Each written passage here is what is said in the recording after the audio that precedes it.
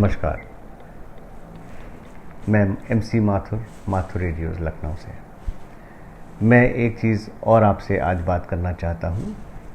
जिस तरीके से हेयरिंग एड के लिए मैंने आपको बताया, बुज़ुर्गों के लिए, फिर मिडिल एज के लिए, और अब आपको छोटे बच्चों के लिए हेयरिंग एड के बारे में बताना चाहता हूँ।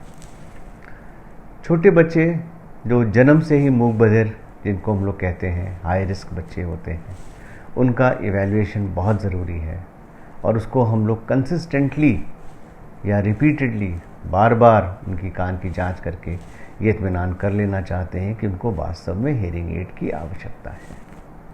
आज के टाइम में आधुनिक हेयरिंग एड्स जो आ रहे हैं उनसे बहुत फ़ायदा है। छोटे हेयरिंग एड्स आते हैं जो कान के ऊपर लग जाते हैं, दोनों कान में बच्चे को पहना सकते हैं और उसमें अलग अलग पावर की मशीनें आती हैं। जैसे ही कान की जांच होकर हमको एक रिपोर्ट मिल जाए, चाहे वो बेरा रिपोर्ट हो, चाहे वो ऑडियोमेट्री रिपोर्ट हो, उम्र के हिसाब से सारा कुछ निर्भर करता है। जैसे कि हम एक 6 महीने के बच्चे को टेस्ट करेंगे तो उसका हमें OAE रिपोर्ट चाहिए होता है, ऑटो अकोस्टिक एमिशन। उसके बाद उसका एक बेरा report, brain evoked response audiometry की ज़रूरत होती है। ये दोनों रिपोर्ट के ज़रिए हम इत्मीनान कर पाते हैं कि उसका हेयरिंग लॉस है। और मैं आपसे एक बात कह दूं कि रिपोर्ट्स हमेशा हम लोग 2 बार 3 बार क्रॉस चेक करते हैं और तब हम लोग मशीन लगाने के लिए बच्चे को तैयार करते हैं।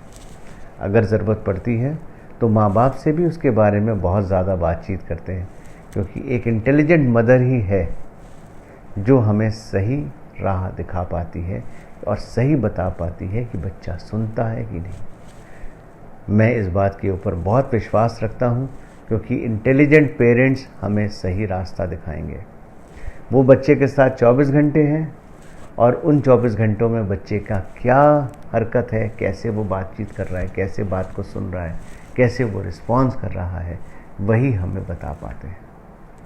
तो कहीं ना कहीं हम अपनी रिपोर्ट्स के साथ उनकी बातचीत को कोरिलेट करके ही ये डिसीजन लेते हैं कि इसको मशीन की आवश्यकता है या नहीं। जितना जल्दी बच्चे को मशीन लग जाए उतना जल्दी हम उसको रिकवर कराने में हेल्प कर सकते हैं। जो सुन नहीं पा रहा है, ध्यान रखिए, वो बोल भी नहीं पाएगा। अगर वो बोल नहीं पाएगा तो हमारे जैसा, आपके जैसा कम्युनिकेशन में उसको दिक्कत होगी। वो बातचीत नहीं कर पाएगा तो उसको लोगों से इंटरैक्ट करने में दिक्कत होगी। तो इसलिए उसको जितना जल्दी हो सके मशीन लगाना चाहिए, उससे जितना ज़्यादा हो सके बातचीत करना चाहिए। लेकिन ये सारा काम कान की सही जांच होने के बाद होना चाहिए।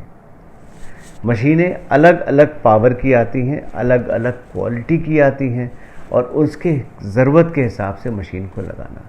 आज के टाइम में मशीनों के साथ ऐसी ऐसी डिवाइसेस आ गई हैं जिसके बारे में मैं आपसे आगे बात करूंगा। लेकिन मैं ये कह सकता हूं कि अगर मूक बधिर बच्चा बोलेगा, सारा जहां डोलेगा। बहुत ही पुरानी कहावत है, लेकिन मैं जानता हूं इसमें 16 आने सच्चाई है। Thank you. अगर आपको मेरा ये चैनल पसंद आए तो प्लीज़ इसको सब्सक्राइब करिए और इस पर ज़्यादा से ज़्यादा लाइक्स भेजिए। Thank you.